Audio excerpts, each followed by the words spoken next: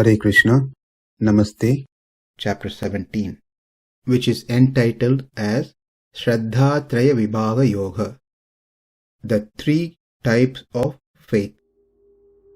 Sloka 11. Aphalākāṅkṣibhir yajñah vidhi-diṣṭo ijyate yaṣṭavyam eveti manaḥ samādhāya sāttvikaḥ.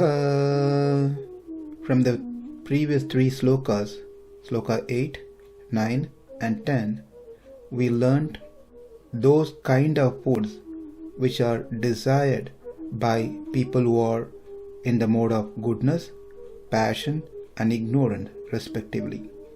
Sloka 8 spoke about food that are desired by people in mode of goodness. Sloka 9 spoke about food that are desired by people who are in rajasic mode of passion, and Sloka 10 spoke about food that are desired by people who are in mode of ignorance, tamasic. Starting from this sloka, sloka 11 to sloka 22, Krishna continues on the same topic with different items like yajño, tapas and dhyana. Sloka 11, 12 and 13, three types of yajñas. Sloka 14, 15 and 16, three types of tapas. And here Krishna goes to the next level of giving more detail on tapas, austerity.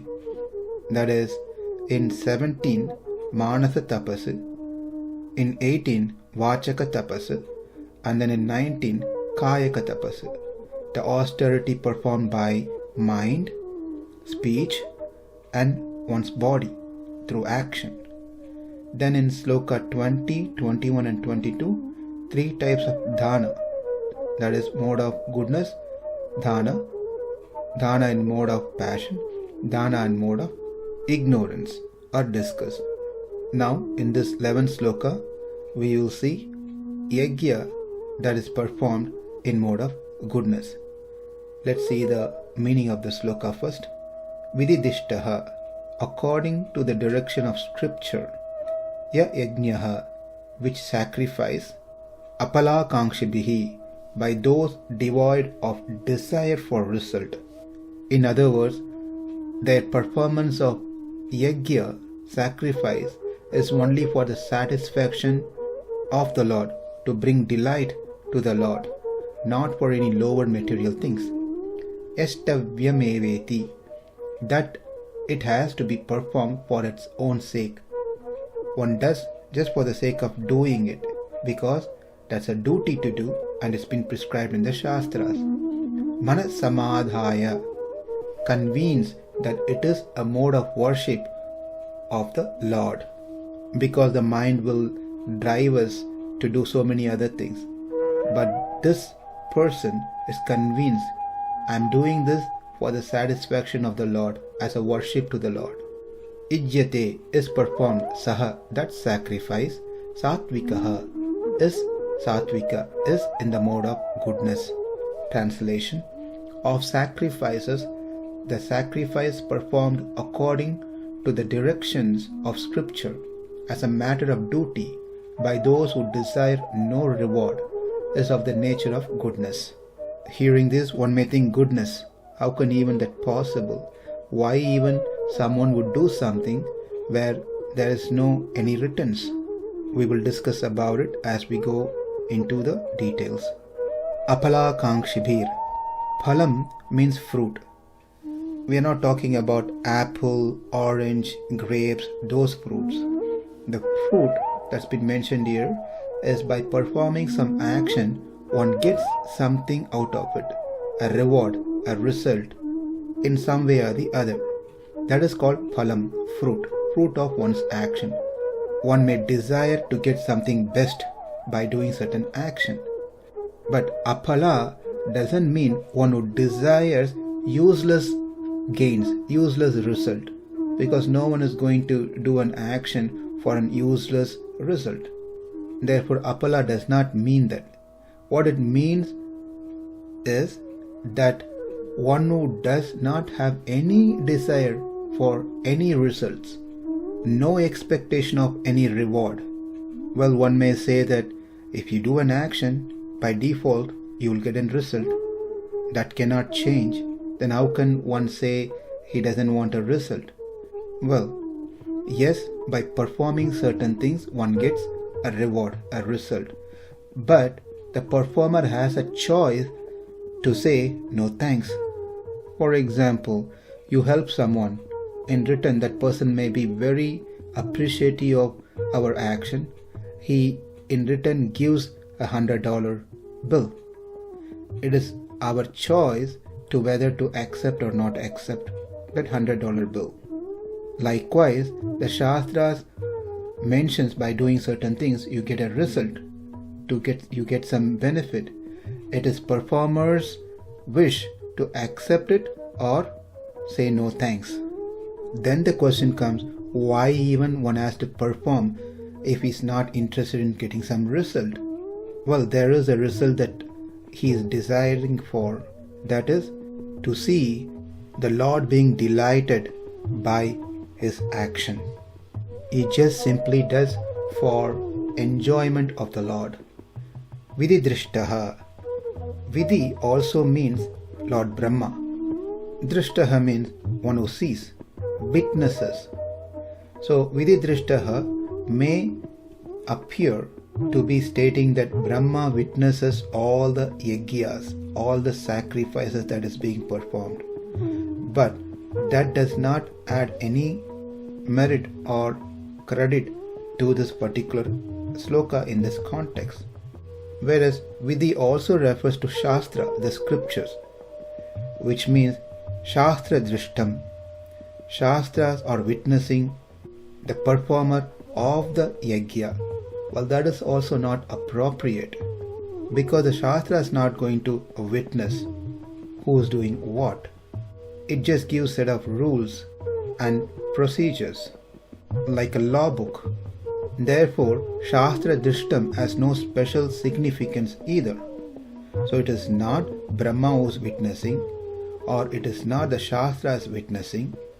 The most appropriate way to understand vidhi-diṣṭo is the yajña, the sacrifice, conforming to the demands in the Shastras, the orders that have been given in the Shastra, which governs the hymns, the mantras, the dravya, the material that need to be used for the yajña, and the procedures, the kriya.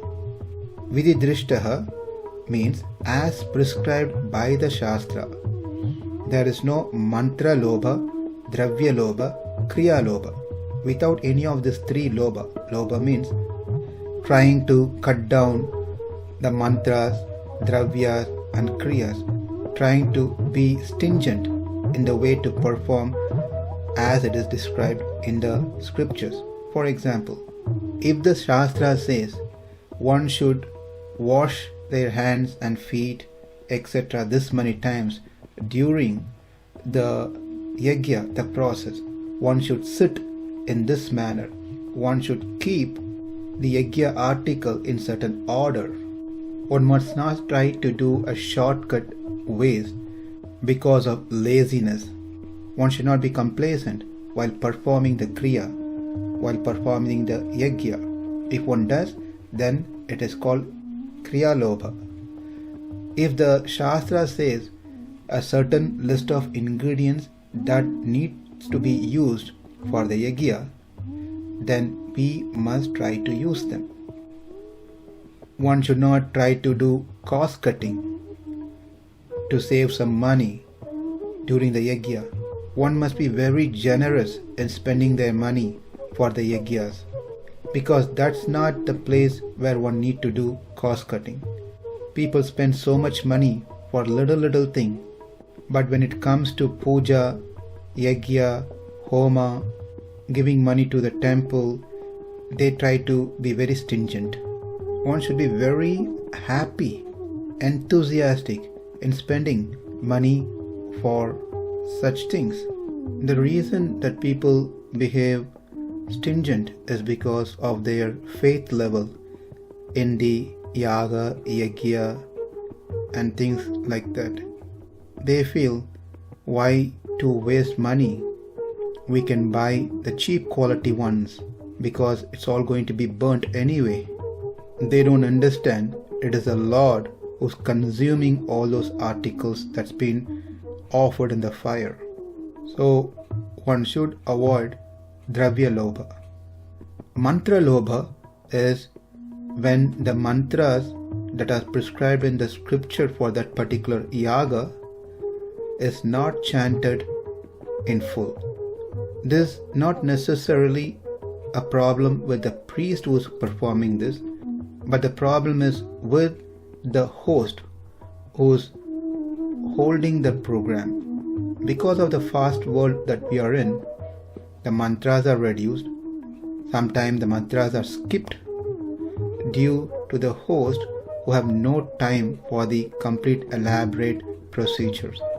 Even if the priest is willing to do the complete program with all the mantras.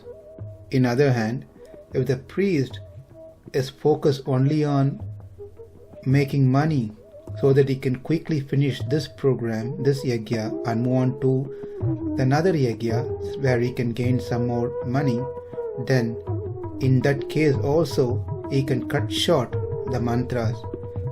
Anyway, no one knows what is chanting because no one really studied. They are not going to be aware of what's going on. So one should find the right person to perform the yajña who is in the mode of goodness, so that the mantra lobha can be avoided from both the parties, from the priest, also the host. So vidhi-diṣṭo means performing as it is prescribed in the Shastra without compromising the mantra, dravya and kriya. To illustrate how important it is to follow what's been prescribed in the scripture, there is a story where Bhishma offered the oblation, that is of cooked rice balls, to his ancestors.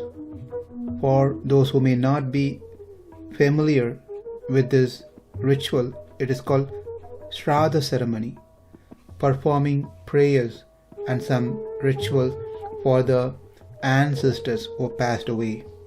As the great Bhishma, the grandsire of Pandavas, was performing oblation to his ancestor by offering the rice balls, the ancestor put out their hands to receive the pindam, the rice balls, directly, because they were so very pleased by Bhishma for without failing remembering to perform the ritual. But Bhishma did not become puffed up. Rather, he did not want to give that directly in the hands of the ancestor, because that is not what's been prescribed in the Shastra. Therefore, he insisted on placing the offering on the ground, because that is what's said in the Shastra. This is the level of faith that one should have in the scripture, to follow strictly as it says and not to invent anything new. That's the first half of the sloka. Aphalākāṅkṣibhir yajñah vidhi-diṣṭo ijyate. The sacrifice performed according to the directions of the scriptures as a matter of duty, without expecting anything other than the enjoyment of the Lord. Yaṣṭavyam eveti manaḥ samādhāya sāttvikaḥ. That it has to be performed for its own sake, convinced that it is a mode of worship of the Lord. When the yajña is done in such manner, it is considered to be in mode of goodness. Yaṣṭavyam eveti. The sacrifice is in worship of the Lord, and that itself considered to be the reward, to be the fruit of one's worship, of one's yajña, not anything else. An example is, if you ask a mother, why do you do all this thing to your child? what do you get out of it? And the mother in return is going to say, I love to do what I do. That itself a reward for me. I am not expecting anything other than loving my child, taking care of my child, serving my child.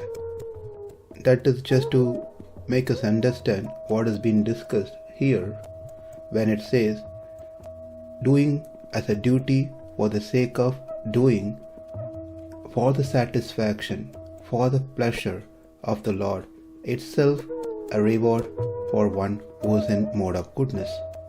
That is the aim for such person. Yes, it is true that even a dullard will not do anything without aiming a result. As it is said, prayojana manudishya na mandopi pravartate. Even a foolish person, dull-headed, will not do anything if he is not going to get something in return. But then in many places we have seen in the past chapters as well where Krishna says aphalākāṅkṣibhir. Give up the desire for gaining some result. Do not expect any result, but just do a duty. Do a duty for my satisfaction.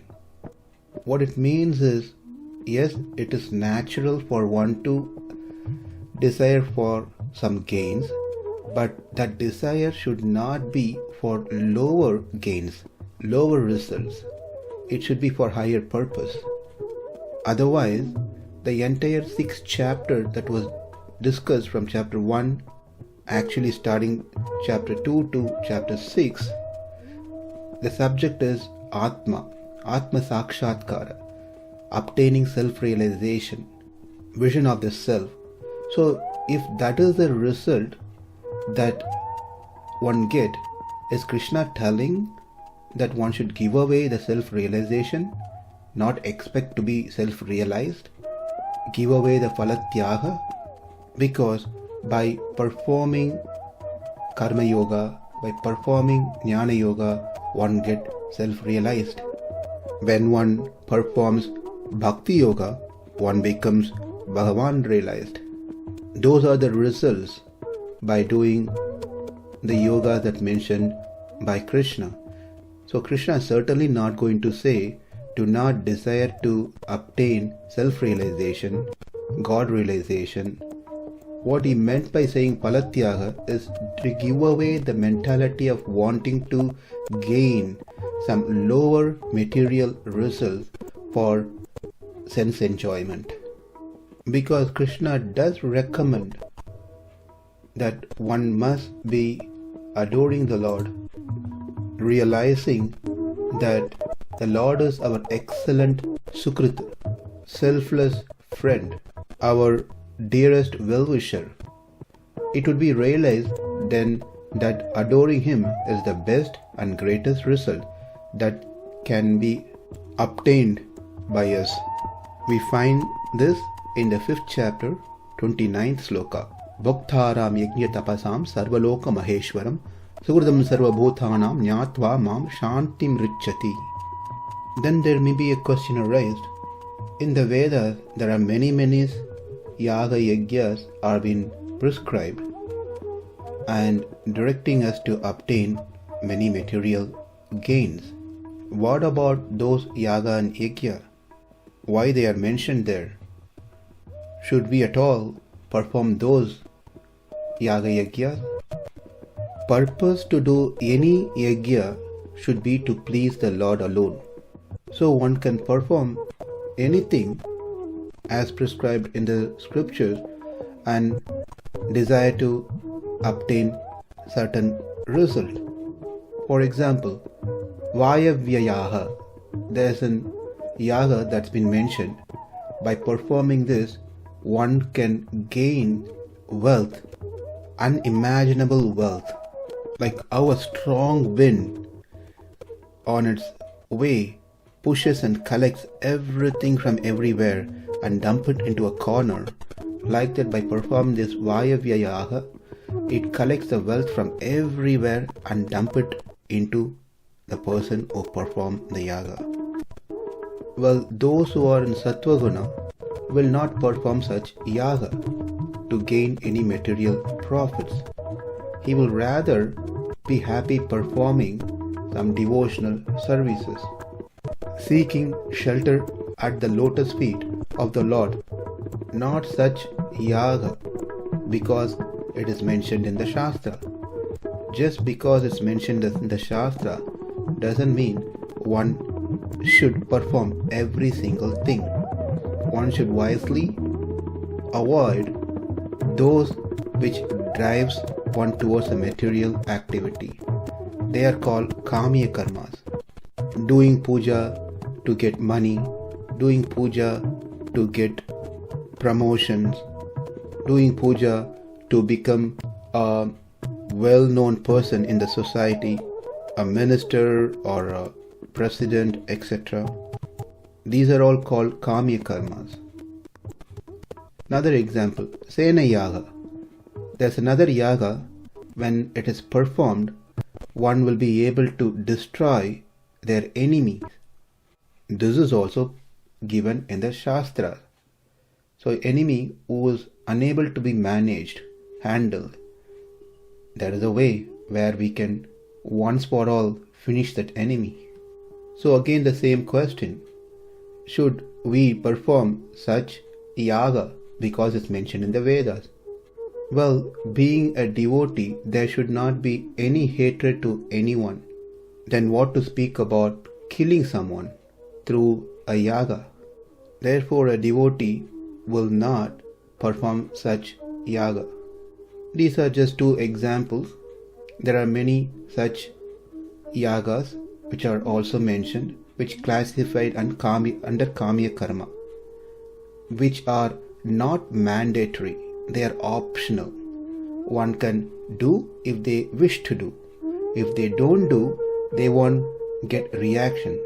They won't get sin. But the other karmas, nitya karma and naimittika karma, are mandatory. If one does not do those karmas mentioned in the Shastra, certainly get negative reaction. So first of all, the devotees, the person who is in sāttvika guna will not perform such kamya karma for obtaining some material thing. But if at all he wants to perform such yaga, he does this not to obtain the actual result of that yaga, but just for the satisfaction of the Lord as the end result. So easy way to understand this is one can perform any yaga that is mentioned in the scripture, provided that they do not expect that particular result by doing that yaga.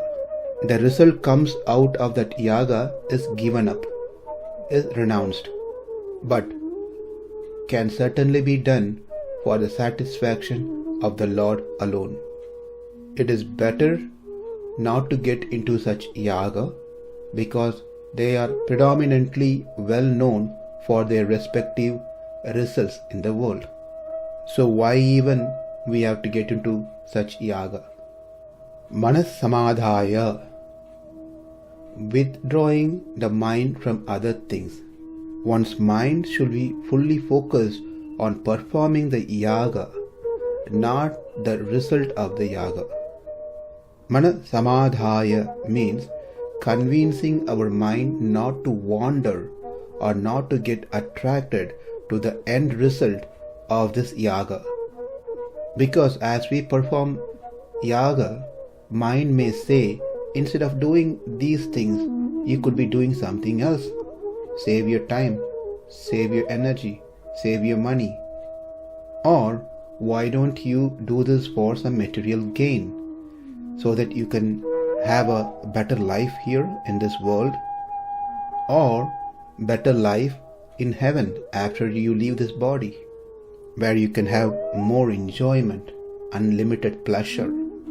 Samādhāya is pacifying our mind from wandering on such things and instruct it, control it to focus on the satisfaction of the Lord as the only end result of performing the yaga. So 4 things which we need to understand from here in this sloka is: one should perform the yaga as it is instructed in the Shastra, without manipulating, without inventing anything new. Number 2, one must do the yaga, yajña, duty bound. It is my duty to perform this yajña, therefore I am doing. Number 3, as one does the yaga in a mode of duty, one must not desire any material gains. Number 4, one must do the yajña just for the satisfaction of the Lord alone. You did all this to the Lord. What do you expect from such service from the Lord? The response should be, well, the expectation of me performing devotional service, performing bhakti, is seeking more service unto the Lord. What else can a devotee ask for more than service? If one is engaged in devotional service, it is not because of one's merit. It is simply because of the causeless mercy of the Lord, who has given an opportunity for one to perform service unto Him. Therefore, we should know, if someone is asking us, what do you get out of doing bhakti? What do you get out of doing this devotional service? If we are matured enough, our response should be, well, seeking for more service. That's all. And that is the right mood, and that is what should be the ultimate goal in one's life. Whether as they stay in this world or if they return back to the spiritual world to continue devotional service. The next sloka, sloka 12, will explain the yaga, yajña that is performed in the mode of rajoguna, passion. Now that we understood the 11th sloka, understanding sloka 12 and 13 should not be hard, because they are quite opposite to what we saw in this sloka. Aphalākāṅkṣibhir yajñah vidhi-diṣṭo ijyate yaṣṭavyam eveti manaḥ samādhāya sāttvikaḥ. Namaste.